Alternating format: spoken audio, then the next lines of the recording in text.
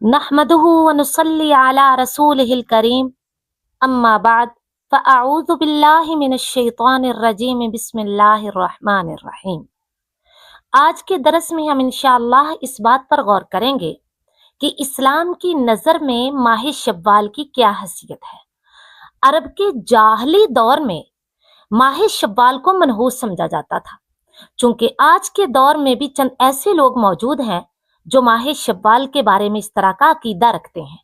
دور جاہلیت میں ماہ شوال کو منحوس سمجھے جانے کی وجہ یہ بیان کی جاتی ہے کہ ماہ شوال کے کئی ایک لغوی معنی ہیں، جن میں سے پہلا معنی یہ ہے شوال کا کمی کرنا، کمی کا ہو جانا یا قلت کا ہو جانا، یعنی دودھ کا کم ہو جانا۔ نمبر 2، کسی چیز کا اوپر اٹھنا، جیسے ترازو کا ایک پلڑا اوپر اٹھ جائے۔ نمبر 3، دور ہونا، جدا ہونا۔ نمبر 4، اونٹنی کا دم اٹھانا، یعنی وہ بچہ پیدا کرنے کے قابل نہیں رہتی۔ ان تمام معانی کو سامنے رکھ کے عرب کے لوگ کہا کرتے تھے کہ لفظ شوال کے معنی ٹھیک نہیں ہے، اس لیے یہ مہینہ منحوس ہے اور اس مہینے میں شادی نہیں کرنی چاہیے۔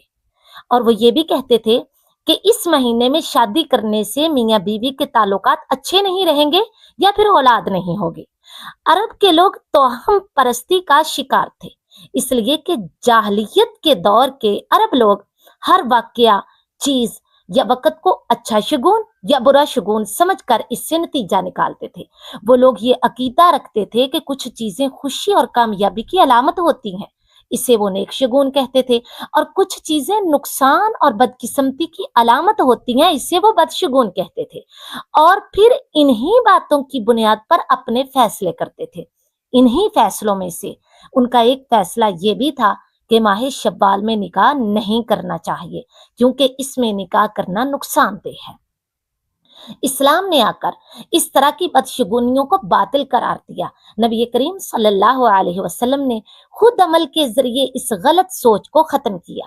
صحیح مسلم کی حدیث ہے، حضرت عائشہ صدیقہ رضی اللہ تعالیٰ عنہا خود بیان فرماتی ہیں، کہتی ہیں رسول اللہ صلی اللہ علیہ وسلم نے مجھ سے شوال میں نکاح کیا اور شوال میں ہی میری رخصتی ہوئی۔ پھر آپ صلی اللہ علیہ وسلم کی کون سی بیوی مجھ سے زیادہ محبوب تھی؟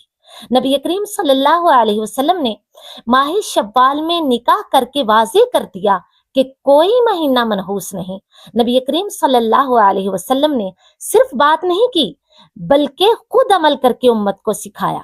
معلوم ہوا کہ ماہ شوال میں نکاح کرنا کوئی منع نہیں، بلکہ ماہ شوال میں تو نکاح کرنا باعث برکت ہے، کیونکہ صحیح مسلم کی حدیث کے مطابق حضرت عائشہ صدیقہ رضی اللہ تعالیٰ عنہ خود بیان کر رہی ہیں کہ میں نبی کریم صلی اللہ علیہ وسلم کی محبوب ترین ازواج میں سے تھی۔